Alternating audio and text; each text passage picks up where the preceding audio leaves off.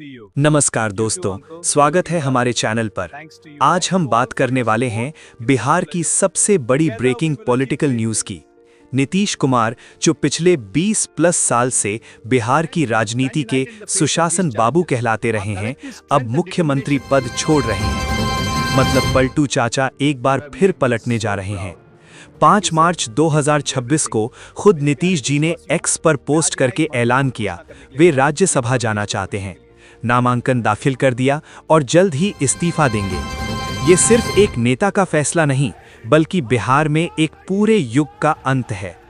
आज हम full details में देखेंगे क्यों लिया ये फैसला, क्या होगा आगे, नया सीएम कौन, और सबसे बड़ा सवाल, नीतीश के बेटे निशांत कुमार की एंट्री का क्या मतलब।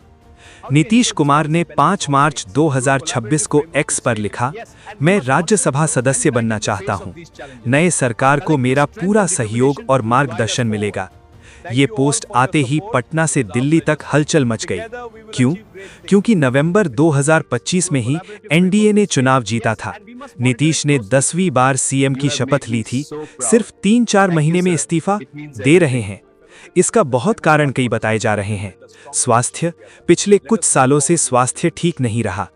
पुरानी इच्छा, नीतीश ने कहा कि वे हमेशा से विधानसभा, विधान परिषद, लोकसभा और राज्यसभा चारों सदनों में रहना चाहते थे। अब राज्यसभा बाकी था, वो पूरा हो रहा है। संयोग, उनका पहला सीएम टर्म मार्च 2000 में शुरू हुआ था, 7 दिन चला, और अब मार्च 2026 में ही आखिरी टर्म खत्म हो रहा है। राज्यसभा चुनाव में एनडीए के 5 उम्मीदवार हैं और अगर महागठबंधन छटा नहीं उतारता तो निर्विरोध जीत जाएंगे। नाम वापसी की डेट 9 मार्च थी। नीतीश 10 से 14 मार्च के बीच इस्तीफा दे सकते हैं। अप्रैल में राज्यसभा का नया सेशन शुरू होगा, तब तक इस्तीफा फाइनल होगा। जेडीयू एमएलए मीटिंग में कई रो पड़े। नीतीश ने कहा, अब मुझे जाने दीजिए। 2005 से लगातार सत्ता में कई बार गठबंधन बदले, बीजेपी के साथ, आरजेडी के साथ, फिर बीजेपी के साथ। सुशासन, सड़कें, बिजली, लड़कियों की पढ़ाई, शराबबंदी, ये सब उनके नाम से जुड़े हुए हैं। लेकिन आलोचना भी है।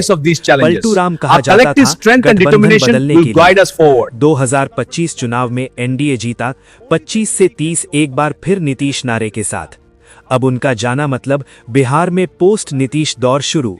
बीजेपी पहली बार अपना सीएम बना सकती है। सम्राट चौधरी या विजय सिन्हा जैसे नाम चल रहे हैं। नीतीश ने हमेशा परिवारवाद की आलोचना की, मैं डायनेस्टी नहीं चलाऊंगा।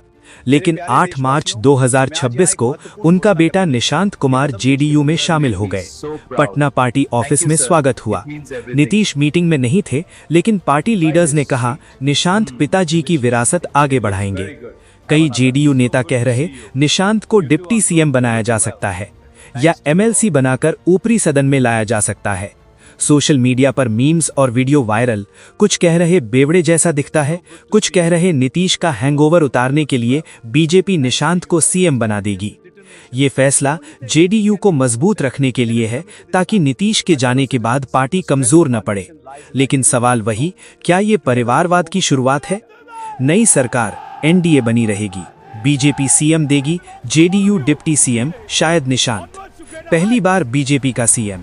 बिहार में 26 साल बाद बदलाव।